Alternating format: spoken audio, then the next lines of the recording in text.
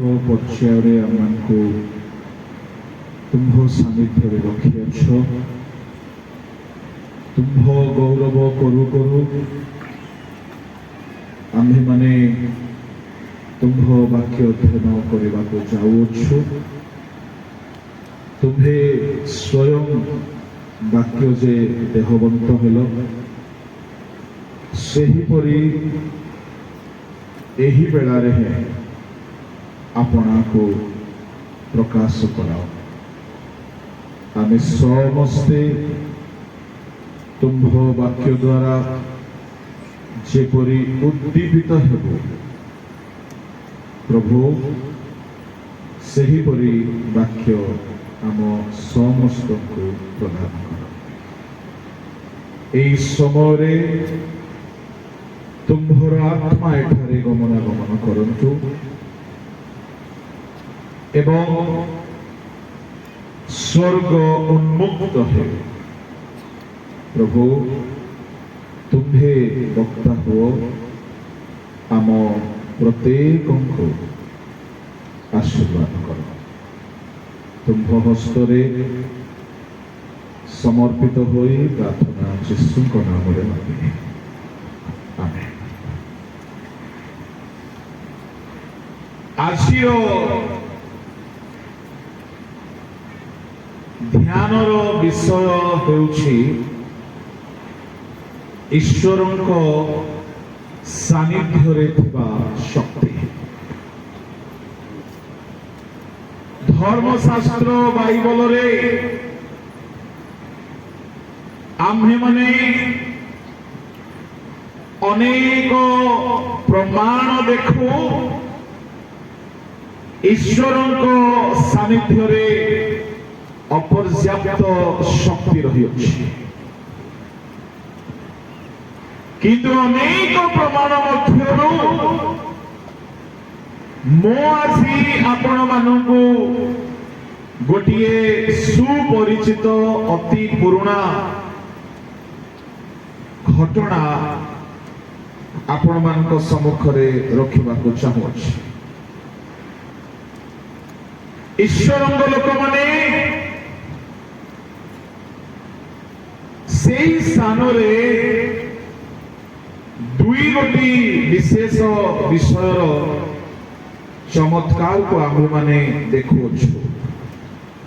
ଗଣନା ପୁସ୍ତକ କେହି ଜଣେ ପଢ଼ିବା ପାଇଁ ତତ୍ପର ରହିବେ, ତାହାର 17 ଅଧ୍ୟାୟ ଆଉ ତାହାର 7 ଏବଂ 8 ପଦ। ତହୁ ମଶା ସାକ୍ଷ୍ୟ ତମ୍ବୁରେ ସଦାପ୍ରଭୁଙ୍କ ସମ୍ମୁଖରେ ସେହି ସମସ୍ତ ଯଷ୍ଟି ରଖିଲେ। ଏଥିଉପରେ ଆର ଦିନ ମଶା ସାକ୍ଷ୍ୟ ତମ୍ବୁରେ ପ୍ରବେଶ କଲେ, ଆଉ ଦେଖ ଲେବି ଗୃହ ନିମନ୍ତେ ଥିବା ହାରଣଙ୍କର ଯଷ୍ଟି ଅଙ୍କୁରିତ ହୋଇଅଛି। ପୁଣି ଅଙ୍କୁର ବାହାର ହେଲା, ପୁଷ୍ପ ଫୁଟିଲା ଓ ପୋକ ବାଦମ ହେଲା। ଦିନେ ଇସ୍ରାଏଲରେ ପଦ ପଦବୀକୁ ନେଇ ଏକ ମହାଭୟଙ୍କର ବିବାଦ ଦେଖାଗଲା। ପଦ ପଦବୀର ବିବାଦ ନୂଆ କଥା ନୁହେଁ, ଏହା ଅତି ପ୍ରାଚୀନ ପରମ୍ପରାରୁ ରହି ଆସିଅଛି। ଇସ୍ରାଏଲର ସୁଖ୍ୟାତିମନ୍ତ 250 ଜଣ ନେତାମାନେ ମିଶି ମୋଶାଙ୍କ ବିରୁଦ୍ଧରେ ଉଠିଲେ। 16 ଅଧ୍ୟାୟର 1-2 ପଢ଼ନ୍ତୁ। ଅନନ୍ତର ଲେବିର ପୁତ୍ର କହାତର ପୁତ୍ର ସିହରର ପୁତ୍ର କରହ, ପୁଣି ରୁବେନର ସନ୍ତାନଗଣ ମଧ୍ୟରୁ ଇଲିଆବର ପୁତ୍ର ଦାଥନ ଓ ଅବିରାମ ଓ ବେଲୋତର ପୁତ୍ର ଓନ ଦଳ ବାନ୍ଧିଲେ। ପୁଣି ସେମାନେ ଇସ୍ରାଏଲ ସନ୍ତାନଗଣ ମଧ୍ୟରୁ ସୁଖ୍ୟାତିମନ୍ତ ଓ ସମାଜକୁ ଆହୁତ ମଣ୍ଡଳୀର 250 ଅଧିପତିଙ୍କ ସହିତ ମଶାଙ୍କ ସାକ୍ଷାତରେ ଉଠିଲେ। ମଶାଙ୍କ ବିରୁଦ୍ଧରେ ରୁବେନ ବଂଶୀୟ ଲୋକମାନେ ଆଉ ଇସ୍ରାଏଲର ଫେମସ୍ ସୁଖ୍ୟାତି ସମ୍ପନ୍ନ 250 ଜଣ ନେତା ମାନେ ଉଠିଲେ। ଅଭିଯୋଗ କଣ ଥିଲା? 3 ପଦ ପଢନ୍ତୁ। ଆଉ ସେମାନେ ମଶା ଓ ହାରଣଙ୍କ ବିରୁଦ୍ଧରେ ମାଇକରେ ପଢନ୍ତୁ। ଆଉ ସେମାନେ ମଶା ଓ ହାରଣଙ୍କ ବିରୁଦ୍ଧରେ ଏକତ୍ର ହୋଇ ସେମାନଙ୍କୁ କହିଲେ, ତୁମ୍ଭେମାନେ ଆପଣମାନଙ୍କ ଉପରେ ବହୁତ ନେଲଣି। ସମସ୍ତ ମଣ୍ଡଳୀର ପ୍ରତ୍ୟେକ ଜଣ ତ ପବିତ୍ର, ପୁଣି ସଦାପ୍ରଭୁ ସେମାନଙ୍କ ମଧ୍ୟରେ ଅଛନ୍ତି। କି ହେତୁ ତୁମ୍ଭେମାନେ ସଦାପ୍ରଭୁଙ୍କ ସମାଜ ଉପରେ ଆପଣମାନଙ୍କୁ ଉନ୍ନତ କରୁଅଛ? 250 ଜଣ ଇସ୍ରାଏଲୀୟ ନେତାମାନେ ମୋସାଙ୍କ ବିରୁଦ୍ଧରେ ଆସିକି ଅଭିଯୋଗ କରି କହିଲେ, ତୁମ୍ଭେମାନେ ନିଜେ ନିଜେ ନେତା ହେଇଯାଇଛ, ଆପଣା ଉପରେ ନିଜେ ନିଜେ ଆପଣା ମାନଙ୍କୁ ଉନ୍ନତ କରୁଅଛ, ଆପଣା ମାନଙ୍କ ଉପରେ ବହୁତ ନେଲଣି। ବହୁତ ଦାନ ଦଶମାଂଶ ସବୁ ଆସେ।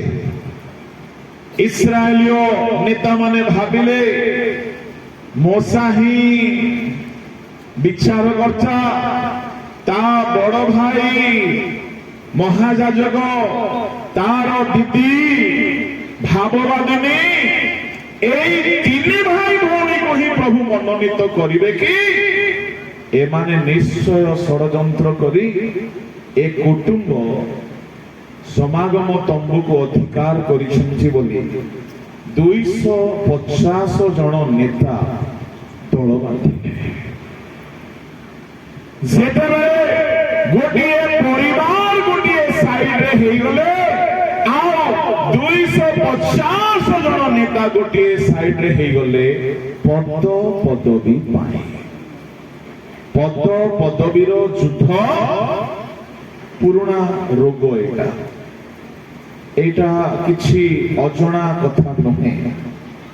ସେତେବେଳେ ମୋସା ମୁହ ମାଡ଼ି ପଡ଼ିଲେ, ଯେହେତୁ ମୋସା କେବେ ହେଲେ ଚାହିଁ ନଥିଲେ ଇସ୍ରାଏଲର ବିଚାରକର୍ତ୍ତା ହେବା ପାଇଁ, ଭାବବାଦୀ ହେବା ପାଇଁ।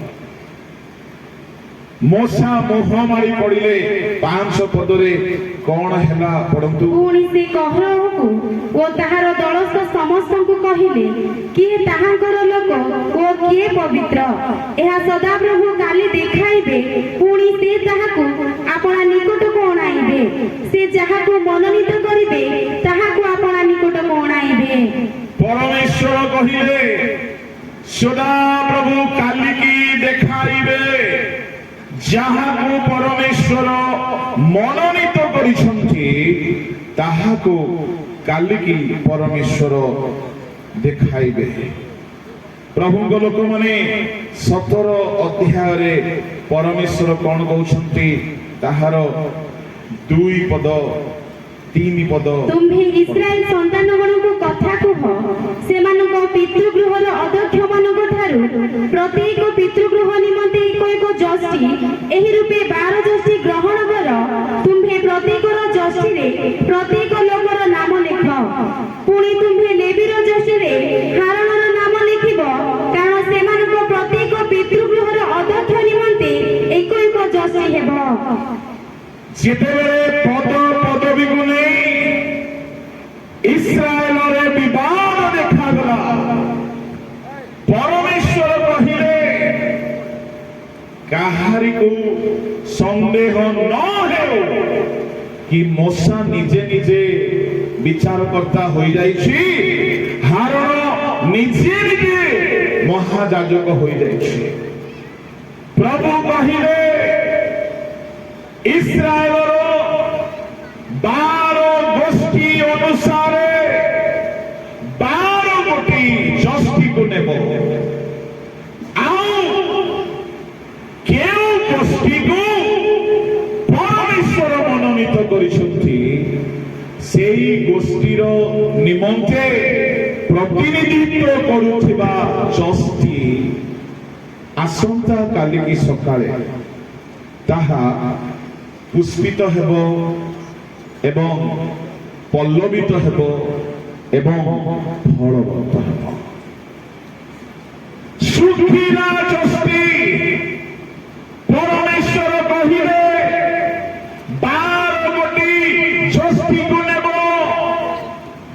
ଆଉ ଲେବୀ ବଂଶ ନିମନ୍ତେ ଯେଉଁ ଗୋଷ୍ଠୀ ବା ଯଷ୍ଟି ଆଣିବ ସେଠାରେ ହାରଣଙ୍କ ନାମ ଲେଖିବ। ପ୍ରଭୁଙ୍କ ଲୋକମାନେ କାହାକୁ ପରମେଶ୍ୱର ମନୋନୀତ କରିଛନ୍ତି ତାହା ଜଣା ପଡ଼ିବ। ଏହା ଜାଣିବା ପାଇଁ ପରମେଶ୍ୱର ସେମାନଙ୍କର ବିବାଦ ସମାପ୍ତ କରିବା ପାଇଁ ପରମେଶ୍ୱର ଗୋଟିଏ ପନ୍ଥା ସେମାନଙ୍କୁ ଜଣାଇଲେ। 12 ଯଷ୍ଟିକୁ ନେବେ, 12 ଯଷ୍ଟିକୁ ନେଇ ସମାଗମ ତମ୍ବୁରେ ଯେଉଁ ସ୍ଥାନରେ ପରମେଶ୍ୱର ସାକ୍ଷାତ କରନ୍ତି, ପଢନ୍ତୁ 4 ପଦ, କେଉଁ ସ୍ଥାନରେ ସେ ଆଉ ସମାଗମ ତମ୍ବୁର ଯେଉଁ ସ୍ଥାନରେ ଆମେ ତୁମମାନଙ୍କ ସହିତ ସାକ୍ଷାତ କରୁ ସେହି ସ୍ଥାନରେ ସାକ୍ଷ୍ୟ ସିନ୍ଧୁକ ସମ୍ମୁଖରେ ତୁମ୍ଭେ ସେ ସବୁ ରଖିବ। ପରମେଶ୍ୱର କହିଲେ ସାକ୍ଷ୍ୟ ସିନ୍ଧୁକ ବା ନିୟମ ସିନ୍ଧୁକ ସମ୍ମୁଖରେ ସେଇ ଯଷ୍ଟିକୁ ରଖିବ। 12 ଯଷ୍ଟି ମୋଶା ଇସ୍ରାଏଲୀୟ ନେତାମାନଙ୍କ ସମ୍ମୁଖରେ ଏହି ପ୍ରସ୍ତାବ ରଖିଲେ। ଭାଇମାନେ, ପରମେଶ୍ୱର ଯାହାକୁ ମନୋନୀତ କରିଛନ୍ତି ସେଇ ଗୋଷ୍ଠୀର ଯଷ୍ଟି ଆସନ୍ତା କାଲିକି ସକାଳ ବେଳକୁ ସେଠାରେ ପତ୍ର ଫୁଲ ଫଳ ଦେଖାଯିବ। କେହି ହେଲେ ସମାଗମ ତମ୍ବୁର ନିୟମ ସିନ୍ଧୁକ ଭିତରକୁ ଯାଇପାରନ୍ତି ନାହିଁ। ସମାଗମ ତମ୍ବୁ 3 ଭାଗରେ ବିଭକ୍ତ। ପ୍ରାଙ୍ଗଣରେ କେବଳ ଲେବୀୟମାନେ ଯିବା ପାଇଁ ଅଧିକାର ପାଇଛନ୍ତି। ପବିତ୍ର ସ୍ଥାନ ପର୍ଯ୍ୟନ୍ତ ଯାଜକମାନେ ଯାଇପାରିବେ। ମହାପବିତ୍ର ସ୍ଥାନ ପର୍ଯ୍ୟନ୍ତ ଯେଉଁଠାରେ ନିୟମ ସିନ୍ଧୁକ ଅଛି, ବର୍ଷରେ ଗୋଟିଏ ଦିନ 2 ଥର ମହାଯାଜକ ଯାଆନ୍ତି। ଥରେ ନିଜ ପରିବାରର ପାପର ପ୍ରାୟଶ୍ଚିତ ପାଇଁ, ଆଉ ଥରେ ଇସ୍ରାଏଲ ଦେଶବାସୀଙ୍କର ପାପର ପ୍ରାୟଶ୍ଚିତ ପାଇଁ। କିନ୍ତୁ ସେଇ ମହାପବିତ୍ର ସ୍ଥାନକୁ ଗଲାବେଳେ ଯାଜକ ମାନେ ମଧ୍ୟ ଭୟରେ ଯାଆନ୍ତି, ମହାଯାଜକ ମଧ୍ୟ ଭୟରେ ଯାଆନ୍ତି। ଯେହେତୁ ଯଦି ତିଳେ ମାତ୍ର ପାପ ଥାଏ ସେଠାରେ ସେ ମୃତ୍ୟୁବରଣ କରିପାରନ୍ତି। ଯେହେତୁ ସ୍ୱୟଂ ପରମେଶ୍ୱର ସେଠାରେ ଥାନ୍ତି, ପ୍ରଭୁଙ୍କର ସାନ୍ନିଧ୍ୟ ସେଠାରେ ଥାଏ। ପ୍ରଭୁଙ୍କ ଲୋକମାନେ ପରମେଶ୍ୱର କହିଲେ ଏଇ 12 ଯଷ୍ଟିକୁ ନେଇ ଯେଉଁଠାରେ ପ୍ରଭୁ ଥାନ୍ତି ସେଠାରେ ରଖିଦେବ। ଯେଉଁଠାରେ ପ୍ରଭୁ ସାକ୍ଷାତ କରନ୍ତି, ଯେଉଁଠାରେ ପରମେଶ୍ୱରଙ୍କର ଶିଖାଇନା ଗ୍ଲୋରି ଥାଏ, ସେଇ ଜାଗାରେ ରଖିଦେବ। ପ୍ରଭୁଙ୍କ ଲୋକମାନେ ମୋଶା ଆଉ ଇସ୍ରାଏଲର 250 ନେତା ମାନେ ଏହି କଥାରେ ସମ୍ମତ ହେଲେ କି ଯଷ୍ଟିକୁ ନେଇକି ରଖାଯାଅ। ଯେହେତୁ ଅଲଗା କୋଉ ଜାଗାରେ ରଖିଥାନ୍ତେ ଚିନ୍ତା ହୋଇଥାନ୍ତା, କାଳେ କିଏ ଚୋରି କରିକି ନେଇକି ପତ୍ର ଫୁଲ ଫଳ ହେଇଥିବା ବାଡ଼ି ନେଇକି ରଖିଦେବ। এইটা এতে সুরক্ষিত জায়গা যে কেই যাইকি এ ভোটিং সিস্টেম ଉପରେ ହେରାଫେରି ବା କୌଣସି ପ୍ରକାର ଭ୍ରାନ୍ତି କରିପାରିବ ନାହିଁ। ସମସ୍ତେ ଏଗ୍ରି ହେଲେ ଯେ ପ୍ରଭୁ କାହାକୁ ଆମ ଦେଶରେ ଆମ ଲୋକମାନଙ୍କ ମଧ୍ୟରେ ମନୋନୀତ କରିଛନ୍ତି ନେତା ହେବା ପାଇଁ, ତାହାର ଯଷ୍ଟିରେ ପତ୍ର ପଲ୍ଲବିତ ହେବ, ଫୁଲ ପୁଷ୍ପିତ ହେବ, ଫଳ ଫଳବନ୍ତ ହେବ। ଗୋଟିଏ ରାତ୍ରି ନିୟମ ସିନ୍ଧୁକ ସମ୍ମୁଖରେ 12 ଯଷ୍ଟି ରଖାଗଲା। ପ୍ରଭୁଙ୍କ ଲୋକମାନେ ମୂଷା ନେଇ 12 ଯଷ୍ଟିକୁ ରଖିଦେଲେ। ଆର ଦିନ ସକାଳେ ମୂଷା ନିୟମ ସିନ୍ଧୁକ ନିକଟକୁ ମହାପବିତ୍ର ସ୍ଥାନକୁ ଯାଉଛନ୍ତି। ଆଉ ସେଠାରେ ଯାଇକି 12 ଯଷ୍ଟିକୁ ଏକାଥରକେ ଉଠାଇକି ବାହାରକୁ ଆଣୁଛନ୍ତି। ଆଉ ବାହାରେ 250 ନେତାମାନେ ଇସ୍ରାଏଲର 12 ଅଧିପତି ସମସ୍ତେ ଠିଆ ହୋଇଛନ୍ତି। କେଉଁ ଶୁଖିଲା କାଠ, କେଉଁ ଶୁଖିଲା ଯଷ୍ଟିକୁ ପରମେଶ୍ୱର ପଲ୍ଲବିତ କରାଇଲେ, ପରମେଶ୍ୱର ପୁଷ୍ପିତ କରାଇଲେ, ପରମେଶ୍ୱର ଫଳବାନ କରାଇଲେ, ତାହା ସେମାନେ ଦେଖୁଛନ୍ତି। ଦେଖିଲା ବେଳକୁ ରୁବେନର ଗୋଷ୍ଠୀ ଆସିଲେ, ନିଜର ନାଁ ଲେଖା ହେଇଥିବା ଯଷ୍ଟିକୁ କାଢିଲେ। ସେ ଯଷ୍ଟିରେ ପତ୍ର ନାହିଁ, କି ଫୁଲ ନାହିଁ, କି ଫଳ ନାହିଁ। ସେମାନଙ୍କର ମୁହଁ ବନ୍ଦ ହେଇଗଲା। ସେମାନେ ଜାଣିଲେ ଯେ ପ୍ରଭୁ ଆମକୁ ମନୋନୀତ କରିନାହାନ୍ତି। ସିମିଓନର ଗୋଷ୍ଠୀ ଆସିଲେ, ସେମାନେ ନିଜର ନାଁ ଖୋଜିଲେ। ଯେଉଁ ଯଷ୍ଟିରେ ସିମିଓନ ନାଁ ଲେଖା ଥିଲା, ସେ ଯଷ୍ଟିକୁ ବି ଦେଖିଲେ। ସେଠାରେ ମଧ୍ୟ ପତ୍ର ନାହିଁ, ଫୁଲ ନାହିଁ, ଫଳ ନାହିଁ। ତାପରେ ଜିହୁଦା, ଇସାଖାର, ଦାନ, ଗାଦ, ଆଶେର, ସବଲୁନ, ନଫତାଲି, ବିନ୍ୟାମିନ, ଯୋସେଫ ସବୁ ଗୋଷ୍ଠୀର ଆସିଲେ। ଦେଖିଲେ ଆପଣା ଆପଣା ନାମ ଲେଖା ହେଇଥିବା ଯଷ୍ଟି, ନା ପତ୍ର, ଫୁଲ, ନା ଫଳ। ଯେମିତି ଶୁଖିଲାକୁ ସେମିତି ଶୁଖିଲା। କିନ୍ତୁ ଈଶ୍ୱରଙ୍କ ଲୋକମାନେ ଶେଷରେ ବଳିଗଲା ଲେବି ବଂଶ ପାଇଁ ପ୍ରତିନିଧିତ୍ୱ କରୁଥିବା ହାରଣଙ୍କର ଯଷ୍ଟି। ଯେତେବେଳେ ମୋଶା ଗଲେ ହାରଣଙ୍କର ଯଷ୍ଟି ଉଠାଇ ଆଣିଲେ, ସମସ୍ତଙ୍କ ସାମ୍ନାରେ ଦେଖାଇଲେ। ଈଶ୍ୱରଙ୍କ ସାନ୍ନିଧ୍ୟରେ ଗୋଟିଏ ରାତ୍ରି ଯଷ୍ଟି ରହିବା ଦ୍ୱାରା ଶୁଖିଲା ଯଷ୍ଟିରେ ପତ୍ର ଆସି ଯାଇଥିଲା, ଫୁଲ ଆସି ଯାଇଥିଲା, ଫଳ ଆସି ଯାଇଥିଲା।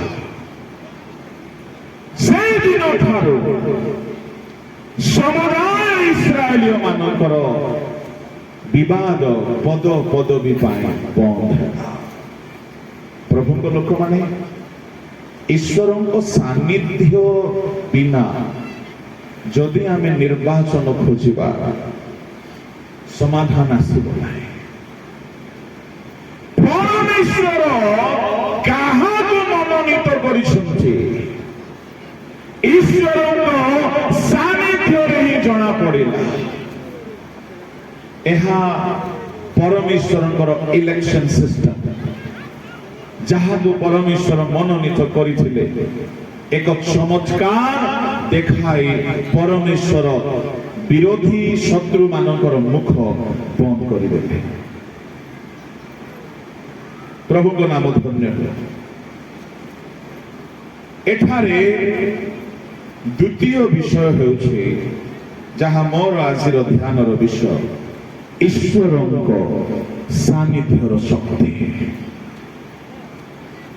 ପ୍ରଭୁଙ୍କ ଲୋକମାନେ ଯେତେବେଳେ 12 ଯଷ୍ଟି ରଖାଗଲା, ସେହି ସ୍ଥାନରେ ଏହି ସ୍ଥାନର 2 ନାମ ଦିଆଯାଉଛି, ପରନ୍ତୁ ତାହାର 4 ପଦ ଆଉ 7 ପଦ। ଆଉ ଯେଉଁ ସ୍ଥାନରେ ଆମ୍ଭେ ତୁମମାନଙ୍କ ସହିତ ସାକ୍ଷାତ କରୁ ସେହି ସ୍ଥାନରେ ସାକ୍ଷ୍ୟ ସିନ୍ଧୁଙ୍କ ସମ୍ମୁଖରେ ତୁମ୍ଭେ ସେସବୁ ରଖିବ। এই স্থানର ପ୍ରଥମ ନାମ ଦିଆଯାଉଛି ଯେଉଁ ସ୍ଥାନରେ ଆମ୍ଭେ ତୁମ୍ଭମାନଙ୍କ ସହିତ ସାକ୍ଷାତ କରୁ, ତା ମାନେ ଈଶ୍ୱରଙ୍କର ସାକ୍ଷାତ କରିବାର ଜାଗା। ଯେଉଁ ସ୍ଥାନରେ ପରମେଶ୍ୱର ନିଜେ ସାକ୍ଷାତ କରନ୍ତି। ସମାଗମ ତମ୍ବୁରେ ଅନେକ ଉପକରଣ ଥିଲା, କିନ୍ତୁ ସବୁ ଜାଗା ଈଶ୍ୱରଙ୍କ ସାକ୍ଷାତ କରିବାର ଜାଗା ନାହିଁ। 7 ପଦ ପଢନ୍ତୁ। ତହୁ ମଶା ସାକ୍ଷ୍ୟ ତମ୍ବୁରେ ସଦାପ୍ରଭୁଙ୍କ ସମ୍ମୁଖରେ ସେହି ସମସ୍ତ ଯଷ୍ଟି ରଖିଲେ। ଲେଖା ଅଛି ସଦାପ୍ରଭୁ ସାକ୍ଷାତ କରିବା ଜାଗା। ଦ୍ୱିତୀୟତଃ ଲେଖା ଅଛି ସଦାପ୍ରଭୁଙ୍କ ସମ୍ମୁଖ। ପ୍ରଭୁଙ୍କ ଲୋକମାନେ ପ୍ରଭୁଙ୍କ ସମ୍ମୁଖରେ ଯଷ୍ଟି ରହିଲା, ଯଦ୍ୱାରା ଏଇ ଶୁଖିଲା ଯଷ୍ଟିରେ ନୂଆ ପତ୍ର ଆସିଗଲା, ଫୁଲ ଫୁଟିଗଲା, ପାଚିଲା ଫଳ ଫଳିଗଲା। ମୁଁ ଆପଣମାନଙ୍କୁ କହିବା ପାଇଁ ଚାହେଁ, ଯଦି ଆମର ଜୀବନ ଶୁଷ୍କ ହେଇଯାଇଛି, ଯଷ୍ଟି ବୋଲି କହିଲେ ମୃତ କାଷ୍ଠକୁ ଯଷ୍ଟି ବୋଲି କୁହାଯାଏ। ଗଛକୁ କେବେ ହେଲେ ଯଷ୍ଟି ବୋଲି କୁହାଯାଏ ନାହିଁ। ଯେତେବେଳେ ଶୁଖିଲା କାଠକୁ ଆଣି ତାହାକୁ ଭାବରେ ଧରିବା ପାଇଁ ପ୍ରସ୍ତୁତ କରାଯାଏ, ପ୍ରଭୁଙ୍କ ଲୋକମାନେ ଯଷ୍ଟିରେ ଜୀବନ ନଥାଏ, ଯଷ୍ଟି ଶୁଷ୍କ ଅଟେ। ତାହା କେବେ ହେଲେ ଗଜା ହେଇପାରିବ ନାହିଁ, କେବେ ହେଲେ ପତ୍ର ବାହାରିବ ନାହିଁ, କେବେ ହେଲେ ଫୁଲ ଫୁଟିବ ନାହିଁ, କେବେ ବି ଗୋଟିଏ ଶୁଖିଲା ଯଷ୍ଟିରେ ପାଚିଲା ଫଳ ଫଳିବ ନାହିଁ। ତାମାନେ ମୃତ ପ୍ରାୟ ଜୀବନ। ମୁଁ ଆଜି ଆପଣମାନଙ୍କୁ କହିବା ପାଇଁ ଚାହେଁ, ହେଇପାରେ କାହାରି ଜୀବନ ଶୁଷ୍କ ହେଇଯାଇଥିବ, ମୃତ ହେଇଯାଇଥିବ, କିଛି ନୂଆ ଦେଖାଯାଉ ନାହିଁ, କିଛି ନୂଆ ଆଶୀର୍ବାଦ ହେଉନାହିଁ।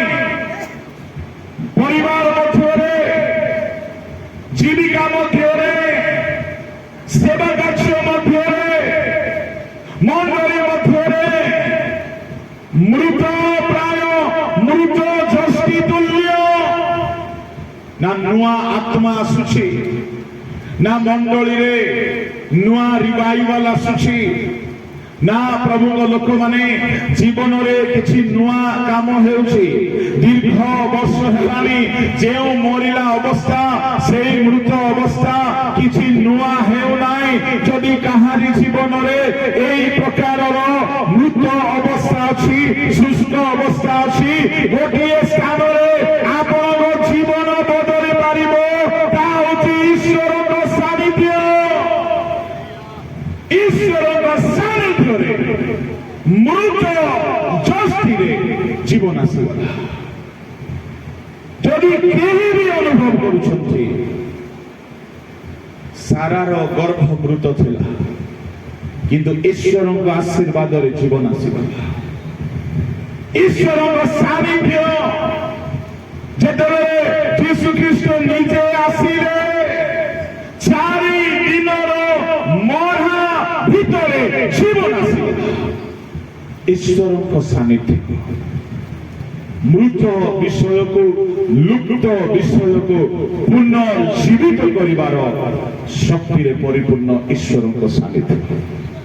ଯଦି କେହି ଭାବୁଛନ୍ତି ଆମ ପାରିବାରିକ ଜୀବନ ପ୍ରାୟ ମୃତ ହେଇଯାଇଛି, ପରସ୍ପର ମଧ୍ୟରେ ଅଶାନ୍ତି, ପରସ୍ପର ମଧ୍ୟରେ ବିବାଦ, ପରସ୍ପର ମଧ୍ୟରେ ଦୁଃଖ, ଆନନ୍ଦ ନାହିଁ, ଶୁଷ୍କ ହେଇଯାଇଛି, କିଛି ନୂଆ ହେଉନାହିଁ, ନୂଆ ଆଶୀର୍ବାଦ ନାହିଁ, ମୁଁ ଆପଣଙ୍କୁ କହିବା ପାଇଁ ଚାହେଁ, ଯଦି ଆନନ୍ଦ ଶୁଷ୍କ ହେଇଯାଏ, ଜୋଏଲ 1:12 ପଢନ୍ତୁ, କାହିଁକି ଆନନ୍ଦ ଶୁଷ୍କ ହୁଏ?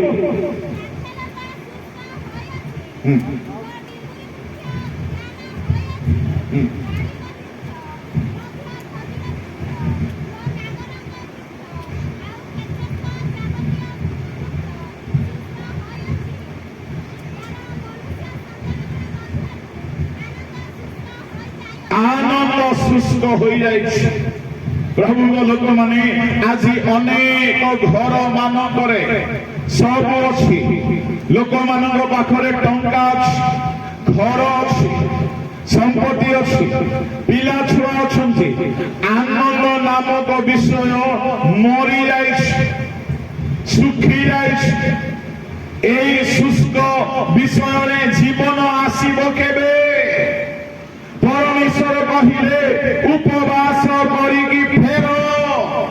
ଯେଉଁ ଶୁଷ୍କ ହୋଇ ଯାଇଥିବା ଆନନ୍ଦ ଆଉ ଥରେ ଜୀବିତ ହେବ। ଶୁଷ୍କ ଅସ୍ଥିକୁ, ମୃତ ଶୁଷ୍କ ଅସ୍ଥିକୁ, ଯଷ୍ଟିକୁ ଜୀବନ ଦେବାର ଈଶ୍ୱର ଆମମାନଙ୍କର ଈଶ୍ୱର ଅଟନ୍ତି। ପ୍ରଭୁଙ୍କ ଲୋକମାନେ 12 ଗୋଟି ଯଷ୍ଟିକୁ ରଖାଗଲା। କେବଳ ହାରଣଙ୍କର ଯଷ୍ଟି ସକାଳ ପାହିଲା ବେଳକୁ ସେଠାରେ ପରିବର୍ତ୍ତନ ଆସିଯାଇଛି।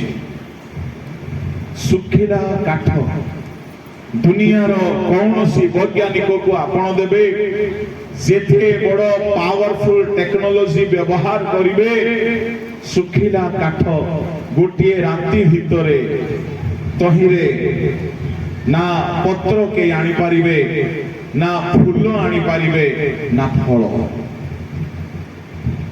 ଦୁନିଆର କୌଣସି ସାଇନ୍ସ, ଦୁନିଆର କୌଣସି ଟେକ୍ନୋଲୋଜି ତାହା କରିପାରିବ ନାହିଁ। ଯାହା ମନେ ରଖନ୍ତୁ, ଦୁନିଆର ଦୃଷ୍ଟିରେ ଯାହା ଅସମ୍ଭବ ଅଟେ, ଈଶ୍ୱରଙ୍କ ସାନ୍ନିଧ୍ୟରେ ତାହା ସମ୍ଭବ ଅଟେ। ପ୍ରଭୁଙ୍କ ଲୋକମାନେ ହାରଣଙ୍କର ଯଷ୍ଟି ସକାଳ ପାହିଲା ବେଳକୁ ଶୁଷ୍କ ହେଇକି ନାହିଁ। ସେଇ ଯଷ୍ଟିରେ ପରମେଶ୍ୱର ଜୀବନ ଦେଇଛନ୍ତି। ସେଇ ଯଷ୍ଟିରେ ନୂଆ ପତ୍ର ଗଜା ହେଇଯାଇଛି। ସେଇ ଯଷ୍ଟିରେ ଫୁଲ ଫୁଟି ଯାଇଛି।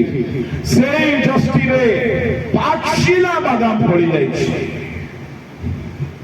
ମୁଁ ଆପଣଙ୍କୁ କହିବା ପାଇଁ ଚାହେଁ, ଈଶ୍ୱରଙ୍କ ସାନ୍ନିଧ୍ୟରେ ସମୟ ବିତାନ୍ତୁ। সকল শুষ্ক অবস্থা সজীব অবস্থাରେ ପରିଣତ ହେବ। এই ଯଷ୍ଟିରେ ପ୍ରଭୁଙ୍କ ଲୋକମାନେ 6ଟି ମହାନ ପରିବର୍ତ୍ତନ ଦେଖାଗଲା। କଣ এই 6ଟି ପରିବର୍ତ୍ତନ বা କଣ এই 6ଟି ଆଶୀର୍ବାଦ এই ଯଷ୍ଟି ଈଶ୍ୱରଙ୍କ ସାନ୍ନିଧ୍ୟରେ ଅନୁଭବ କଲା? ପ୍ରଥମ, ହରାଇ ଦେଇଥିବା ପତ୍ର, ଫୁଲ, ଫଳ ସେ ଫେରି ପାଇଲା। ପ୍ରଭୁଙ୍କ ନାମରେ ଧନ୍ୟବାଦ ହେଉ। 7 ପଦ ଆଉ ଥରେ ପଢନ୍ତୁ।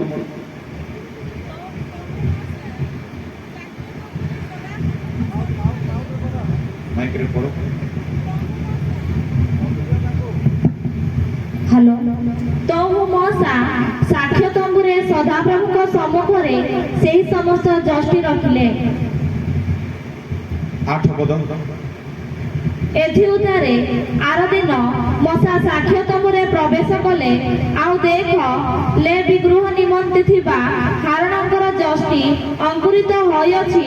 ପୁଣି ଅଙ୍କୁର ବାହାର ହେଲା, ପୁଷ୍ପ ଫୁଟିଲା ଓ ପକ୍କ ବାଦାମ ଫଳିଲା। ପ୍ରଥମ ଆଶୀର୍ବାଦ এই ଯଷ୍ଟି, ହିଷ୍ଟୋରିଆନ୍ସ ମାନେ କହନ୍ତି ଏହା ବାଦାମ ଗଛର ହିଁ କାଠ ଥିଲା। କିନ୍ତୁ ଦିନେ ସେ ପତ୍ର ବିଶିଷ୍ଟ ଗଛ ଥିଲା, ଦିନେ ଫୁଲ ବିଶିଷ୍ଟ ଗଛ ଥିଲା, ଦିନେ ଫଳ ବିଶିଷ୍ଟ ଗଛ ଥିଲା। କାଳକ୍ରମେ କାହାର ହାତକୁ ଆସିଲା, ଆଉ ସେ କାଟି ଦେଇ ନିଜ ପାଇଁ ବ୍ୟବହାର କରୁଥିଲେ। ହାରଣ ସେଇ ଯଷ୍ଟି ଦ୍ୱାରା କ୍ଷେତ୍ର, ବଣ, ଜଙ୍ଗଲ, ସାଗର, ସମୁଦ୍ର ସବୁ ଜାଗାରେ ଯାଇଛନ୍ତି। ଜଣେ ମଣିଷର କାମରେ ଲାଗୁଥିଲା। ପ୍ରଭୁଙ୍କ ଲୋକମାନେ କିନ୍ତୁ ଈଶ୍ୱରଙ୍କ ସାନ୍ନିଧ୍ୟରେ ଗୋଟିଏ ରାତ୍ରି ରହିବା ଦ୍ୱାରା ଏଇ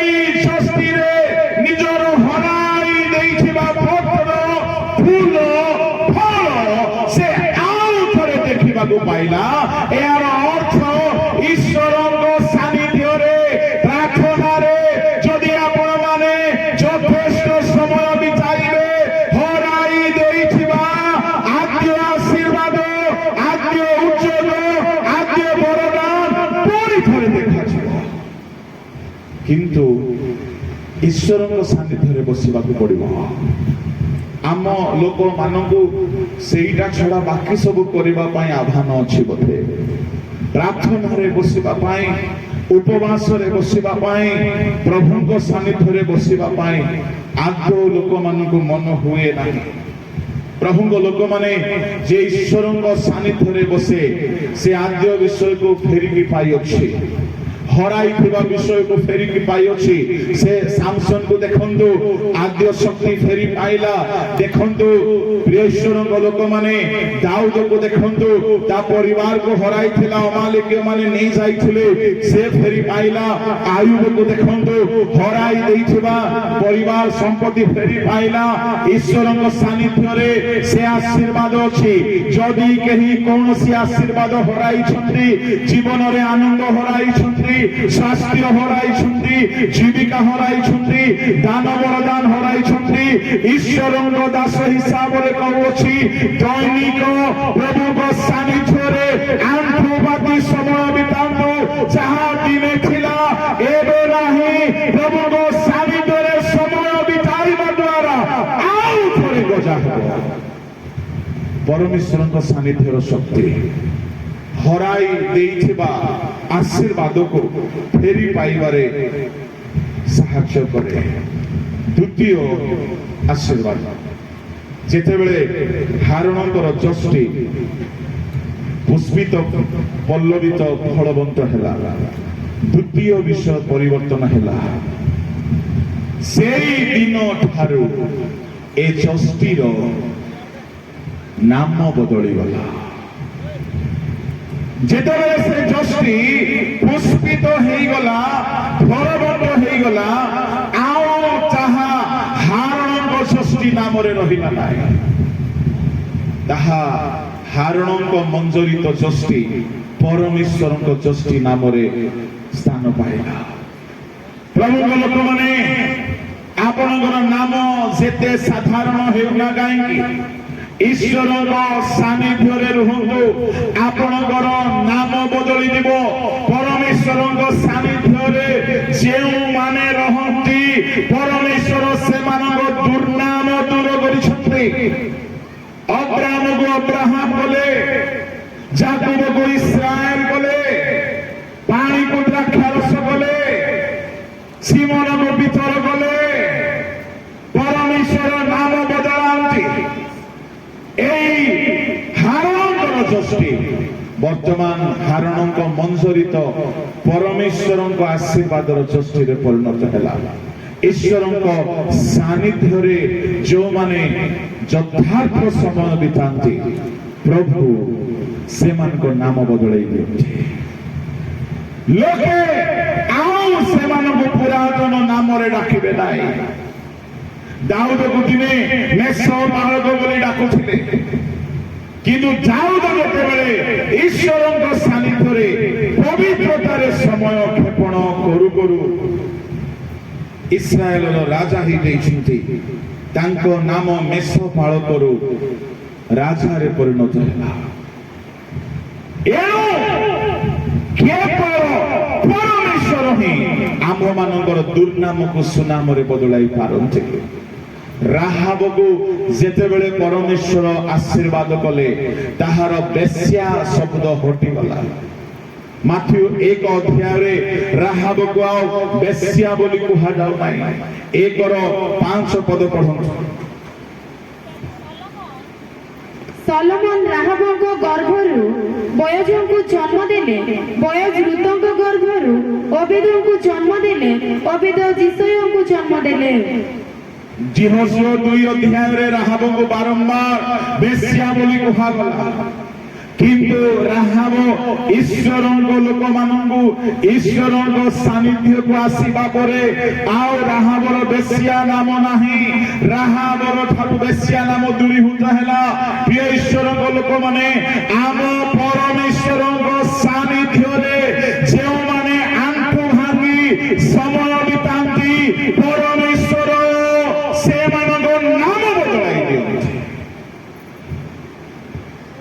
नाम निजे निजे बदलैबाकू चाहिले हेबो नाही कहीं कहीं निजे निजे ना बदलै हेबा पई जाय कि दुनिया धंदा करो परमेश्वर जदि नाम बदलैबे ताहा सबुदिन पाई आशीर्वाद रे बदली हेकी रहिबो तृतीय परिवर्तन हैला से जस्टी रे से जस्टी रो स्थान बदली गला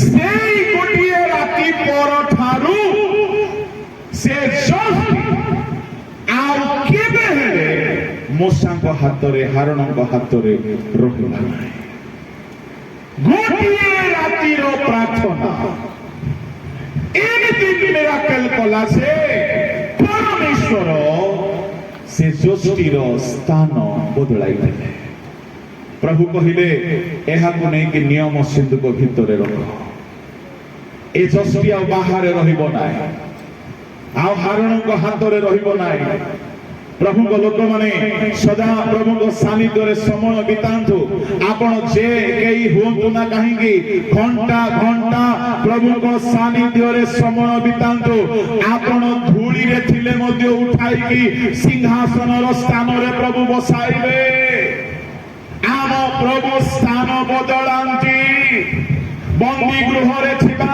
बंदी को नै मिस्र रो प्रधानमंत्री रो आसन रे बसाइले मेसो पलर स्थान नहीं सिंहासन रे बसाइले माछ धरिबा स्थान नहीं पितरंगु प्रेरित पदरे बसाइले आम प्रभु तांको सानिध्य रे समय बिताइबा लोक मानकर स्थान बदलांती आ से जदि स्थान बदलाइले केही तुमर स्थान चेंज करि परिबो नाही दाऊदंकर शत्रु बहुत थिले किंतु स्थान केही चेंज करि पारिले नाही अस्त्रवाहक हेले सहस्रपति हेले सेनापति हेले जिहुदार राजा हेले इस्राएलर राजा हेले दिन को दिन दाऊद नुआ नुआ पद पाइले सदा प्रभु को सानिध्य प्रभु को लोक माने दुनिया रो सहस्र दिन अपेक्षा तांको प्रांगण रे गोटे दिन भलो बोले से जानिले काहे प्रभु को सानिध्य रो आशीर्वाद को से साक्षी आम लोक माने जे स्थान धरी रखिया पई जो छिकाटना होंती ईश्वर लोक माने तांको सानिध्य रे रहंतु से जदि आमको स्थान देबे उच्च स्थान देबे से स्थान सब बेले गौरवमय स्थान हबो आ एमिति स्थान रे हारंग जस्ती जाई रहिला से पत्र केबे हेले सड़िला नाही से फल केबे पोको धरिला नाही से गछ केबे झाउलिला नाही बिना पानी रे बिना पवन रे से काठ से गछ से पत्र से फल से फूल ताजा होई कि रहिला ए ईश्वर को सानिध्य शक्ति धर्म मिलू न मिलू ताजा होई कि रहिबे माने कार साहाय्य मिलू न मिलू ए माने झाउलिना नाही प्रभु को लोक माने ईश्वर को सानिध्य एमान को बाहर फंड दरकार नहीं काहार स्पॉन्सर दरकार नहीं ए काठ को पानी दरकार नहीं बिना बिना पानी रे गजा हेबा काठ बिना पानी रे पत्र धरिबा काठ बिना पानी रे फूल फुटिछि प्रभु को लोक माने आपण को कुआडू सोर्स मिलु नाही कुआडू सहाय्य मिलु नाही केई सहाय्य करिबा लोक नाही जदि केई थिले से माने पचारु नांती दुख करंतु नाही आम परमेश्वर शुष्क काष्ठ रे जीवन देबे बिना पानी रे भी गजा हेबो बिना टंका रे भी आपण बंचिबे बिना ट्रेनिंग रे भी आपण फल काम करि पारिबे बिना कारी साहस्य रे आपण पुष्पित होई सब बेले ताजा हे के रहिबे ईश्वर को सानिध्य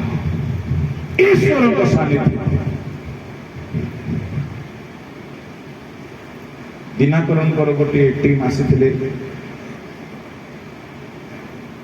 बड़पण कौचे बोले भावतु ना है दिनाकरण गोटे टीम केमती कि भूल भटके बेले बेले गीत गाओ गाओ भूल हो जाए ट्रेनिंग तो नहीं लो गीत ट्रेनिंग केमती कि से दिन गीत भल हो गला दिनाकरण रो टीम पछाले pastor when did you study music class मु कहली in the presence of the Lord सारे गामा पादा निसारो नॉलेज न थाई कि मोचे आपण फॉलो वर्शिपर हे पारिबे ट्रेनिंग नेबा खराब नाही ट्रेनिंग नहीं भी नहांती ईश्वर को सानिध्य रे रहंतु ट्रेनिंग नेबा लोग थारु आपण बळका ही परिबे बिना पानी रे एक आठरे पत्र कमळिला फूल फुटिला फल पाची की रहिला बाइबल स्कॉलर माने कहंती से फल केबे सोडिला नाही दुनिया रे हेले 2 दिन परे पोक लागि दिबो दुनिया रे 2 दिन परे पत्र छाउली दिबो प्रभु को लोक माने बिना माटी बिना पानी बिना सोर्स रे से गछ जेमिति ताजा को सेमिति ताजा अछि प्रभु को लोक माने मनीषो केवल फंड रे बंचे नाही मनीषो केवल टंका रे चलिबो नाही मनीषो केवल जन को दया रे सर्वाइव करिबो नाही ईश्वर को सानिध्य से मन को सर्वदा बरबाद करि रखिबो प्रभु को लोक माने एई जस्टी रे चतुर्थ परिवर्तन हैला एहार रूप बदली गला पूर्वे एहार रूप एते भलो नै पूर्वे एहार रूप शुष्क रूप अटे प्रभु को लोक माने किंतु से गोटिए रातिर प्रार्थना परे एहार रूप विभिन्न चित्र विचित्र रंग बिरंग रूप रे बदली जाय सबुज पत्र भी आसी गला पाछिला रंग भी आसी जायछि आउ एठारे बासना भी आसी जायछि एठारे गुण भी आसी जायछि जा पाखरे ना बासना थिला ना सुबास थिला ना ताहारो कोनोसी स्वाद थिला प्रभु को लोक माने बेले बेले आम मानव जीवन स्वाद विहीन प्रभु कहले तुमे माने लवण स्वाद युक्त हेलो बेले बेले आम जीवन सुबास विहीन पाउल कहले आमे माने ख्रीष्टन सुबास आमर सुबास पाख पड़ोसी मंडली ग्राम समाज समस्त पाइबा दरकार एक काष्टरे कौनसी सुबास नथिला जो सुबास ओरिजिनल सुबास पुष्परु आसे फलरु आसे ईश्वर सानिध्य ताकू सुबासमय करदेला जीवन तार धन्य हो गला प्रभु को लोक माने मु अधिक कहबा पई चाहे नाही जदी के भाबुछंती मो जीवन रे किछि स्वाद नाही कहा पई मु स्वाद युक्त लवण हेई पारु नाही कहा पई मु ख्रीष्टन को सुबास हेई पारु नाही सुबास बोली कहिले कोन प्रभु को लोक माने ख्रीष्टन को साक्षी हेबा ख्रीष्टन को सुसमाचार पहुंचाइबा ख्रीष्टन को परित्राण अन्य मान को जीवन रे आनी देबा विनाश प्राप्त हेबा लोक मानव पाए आमे सुबास तुल्य हेबा अर्थात आम जीवन द्वारा तांको जीवन दुर्गंध दूर हेबा आमे कि हेई पारिछु सुबास प्रभु को लोक माने ईश्वर को सानिध्य एहार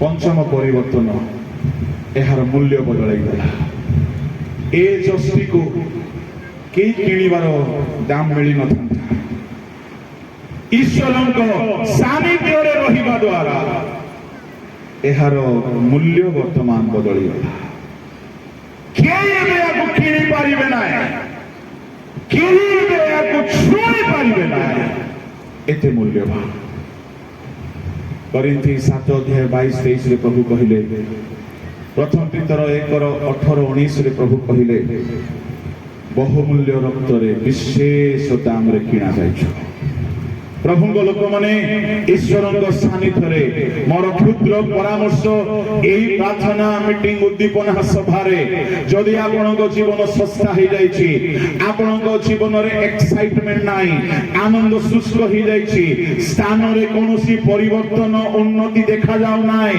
ଆପଣଙ୍କର ଆଶୀର୍ବାଦ ଆପଣ ପାଇପାରୁନାହାନ୍ତି, ଜୀବନରେ କିଛି ନୂଆ ଗଜା ହେଉନାହିଁ, ନୂଆ ରିଭାଇଭାଲ ଆସୁନାହିଁ, ପ୍ରଭୁଙ୍କ ଲୋକମାନେ ଯେତେ ବ୍ୟସ୍ତତା ହେଲେ ହେଁ ସମୟ ବାହାର କରନ୍ତୁ, ରାତ୍ରି କାଳରେ ହେଉ ପାହାନ୍ତିଆ କାଳରେ ହେଉ ଆଣ୍ଠୋଇକି ତାଙ୍କ ସାନ୍ନିଧ୍ୟରେ ସମୟ ବିତାନ୍ତୁ।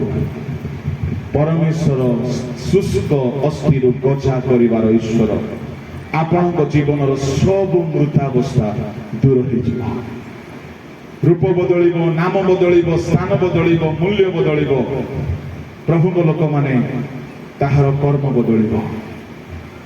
ପ୍ରଭୁ ଆମକୁ ସାହାଯ୍ୟ କରନ୍ତୁ, ତାଙ୍କ ସାନ୍ନିଧ୍ୟର ମହତ୍ ଆଶୀର୍ବାଦକୁ ପାଇବା ପାଇଁ ହେଲେ ମୁଁ ଆଉ ଥରେ କହୁଅଛି, ସବୁ ବ୍ୟସ୍ତତା ଏଡ଼ାଇ ଦେଇ ପ୍ରଭୁଙ୍କ ସାନ୍ନିଧ୍ୟରେ ଆଣ୍ଠୁ ମାରନ୍ତୁ। ପ୍ରତିଦିନ ମୁଁ ଈଶ୍ୱରଙ୍କ ଦାସ ହିସାବରେ କହୁଅଛି, ଯାହା ଯାହା ଲୁପ୍ତ ହେଇଯାଇଛି ଆଉ ଥରେ ପ୍ରଭୁ ଗଜା କରିବେ, ଆଉ ଥରେ ଫେରି ଆସିବ, ଆଉ ଥରେ ପୁଷ୍ପିତ ହେବ, ଆଉ ଥରେ ଫଳବାନ ହେବେ ଆପଣ। ଆପଣଙ୍କର ସ୍ଥାନ ଉନ୍ନତ ହେଇଯିବ, ଆପଣଙ୍କର ମୂଲ୍ୟ ବହୁମୂଲ୍ୟ ହେଇଯିବ ଆମ ପ୍ରଭୁଙ୍କ ଠାରେ, ତାଙ୍କ ସାନ୍ନିଧ୍ୟରେ। ତେବେ ଆପଣ କହିବେ, ଆଜ୍ଞା ଯଦି ପ୍ରଭୁଙ୍କ ସାନ୍ନିଧ୍ୟରେ ସେ ଶକ୍ତି ଥିଲା, ତେବେ 11ଟି ଯଷ୍ଟିକୁ କାହିଁକି ହେଲା ନାହିଁ? 12 ଜଣ ଯାକ ତ ରହିଲେ, ଗୋଟିଏ ଯଷ୍ଟି କାହିଁକି ପୁଷ୍ପିତ ଫଳବନ୍ତ ହେଲା? ଏକ୍ସକ୍ୟୁଜ ମି, ସାନ୍ନିଧ୍ୟରେ ରହିବାର ଗୋଟେ ନିୟମ ଅଛି। କଣ ନିୟମ? ପବିତ୍ରତା ସହିତ ରହିବେ। এই 11 জন ଯଷ୍ଟି ହାରଣ ମଶାଙ୍କ ସହିତ ଶତ୍ରୁତା ରଖିକି ଏମାନେ ପ୍ରାର୍ଥନାରେ ବସି ଦେଇଛନ୍ତି। କଣ ରଖିକି? ଶତ୍ରୁତା। ଝଗଡ଼ା ହେଇଯାଇଛି, ବିବାଦ ହେଇଯାଇଛି, ମନ ମିଶୁ ନାହିଁ, ଅଶାନ୍ତି, କିନ୍ତୁ ପ୍ରେୟର ମିଟିଂରେ ବସୁଛନ୍ତି। ଗୋଟିଏ ରାତି କଣ ବର୍ଷ ବର୍ଷ ବସିଲେ ମଧ୍ୟ ଗଜା ହେବ ନାହିଁ। କାହିଁକି? ପରମେଶ୍ୱର ପାପୀ ମାନଙ୍କ ପ୍ରାର୍ଥନା ଶୁଣନ୍ତି ନାହିଁ। ଏଣୁ ଆମ ଲୋକମାନେ ଯେତେ ପ୍ରାର୍ଥନା କଲେ ମଧ୍ୟ ଗଜା ହେବାର ଲକ୍ଷଣ ଦେଖାଯାଉ ନାହିଁ। ପାଖରେ ବସି ଥାଇକି ମଧ୍ୟ ଶତ୍ରୁତା ଥାଉଛି, ଗୋଟିଏ ଟେବୁଲରେ ବସିକି ମଧ୍ୟ ଶତ୍ରୁତା ଥାଉଛି। 11 ଯଷ୍ଟି ଏମାନେ ବି ନିୟମ ସିନ୍ଧୁ କରିଥିଲେ, ଟିକେ ହେଲେ ତ କଅଁଳିବା କଥା ଥିଲା। କାହିଁକି କଅଁଳିବେ ଆଜ୍ଞା? ଶତ୍ରୁତା ଅଛି। ସାବଧାନ, ଈଶ୍ୱରଙ୍କ ସାନ୍ନିଧ୍ୟର ଚମତ୍କାରୀ ଶକ୍ତି ଦେଖିବା ପାଇଁ ଚାହୁଁଛନ୍ତି, ସମସ୍ତଙ୍କ ସହିତ ମିଳିତ ହୋଇକି ରୁହନ୍ତୁ, ପବିତ୍ରତାର ସହିତ ଏକମନା ହୋଇ ପ୍ରାର୍ଥନା କରନ୍ତୁ। ସ୍ୱର୍ଗରୁ ପ୍ରଭୁ ଉତ୍ତର ଦେବେ, ଆପଣଙ୍କ ଜୀବନ ବଦଳିଯିବ। ଆସନ୍ତୁ ଚକ୍ଷୁ ବନ୍ଦ କରନ୍ତୁ। Hallelujah, thank you Lord. ଧନ୍ୟବାଦ ପ୍ରଭୁ। ହାଲେଲୁୟା, ସ୍ତୁତି ହୋ ରାଜା। ହାଲେଲୁୟା, ମଙ୍ଗଳମୟ ଅତି ପବିତ୍ର ସ୍ୱର୍ଗୀୟ ପିତା, ପ୍ରଭୁ ମୁଁ ପ୍ରାର୍ଥନା କରୁଅଛି, ତୁମ ସାନ୍ନିଧ୍ୟରେ ଯେଉଁ ଆଶ୍ଚର୍ଯ୍ୟ ଆଶୀର୍ବାଦର ଶକ୍ତି ଅଛି, ତାହା ପାଇବା ପାଇଁ ଐକ୍ୟତା, ପବିତ୍ରତା ଏବଂ ପ୍ରାର୍ଥନା ଜୀବନ ଆବଶ୍ୟକ ପ୍ରଭୁ, ଯାହା ଦ୍ୱାରା ସମସ୍ତ ବିଷୟ ପରିବର୍ତ୍ତିତ ହେବ। ପ୍ରଭୁ তুমি দয়া কর, যাহা প্রচার করাগলা তাহা লোকମାନଙ୍କ ଜୀବନରେ ହୃଦୟରେ ଗଜା ହେଉ, ଅକ୍ଷୟ ଅନନ୍ତ କାଳସ୍ଥାୟୀ ଫଳ ଉତ୍ପନ୍ନ ହେଉ। ଲୋକମାନଙ୍କର ନାମ ସ୍ଥାନ ଜୀବନ ସ୍ଥିତି ମୂଲ୍ୟ ବଦଳି ଯାଅ, ହରାଇ ଦେଇଥିବା ଆଦ୍ୟ ଆଶୀର୍ବାଦ ଫେରି ଆସେ। ସ୍ୱର୍ଗୀୟ ପିତା, ମୋ ପିତା ପୁତ୍ର ଧର୍ମାତ୍ମାଙ୍କ ନାମରେ ଏ ଆଶୀର୍ବାଦ ଭିକ୍ଷା କରୁଛି। ପ୍ରତ୍ୟେକେ ତୁମ ସାନ୍ନିଧ୍ୟର ଶକ୍ତିକୁ ଚାଖନ୍ତୁ, ଜୀବନକୁ ପରିବର୍ତ୍ତିତ ରୂପାନ୍ତରିତ ଦେଖନ୍ତୁ। ତୁମର ବଳବାନ ହସ୍ତରେ ପ୍ରତ୍ୟେକଙ୍କୁ ସମର୍ପଣ କରି ପ୍ରାର୍ଥନା ଯୀଶୁଙ୍କ ନାମରେ ମାଗିଲେ।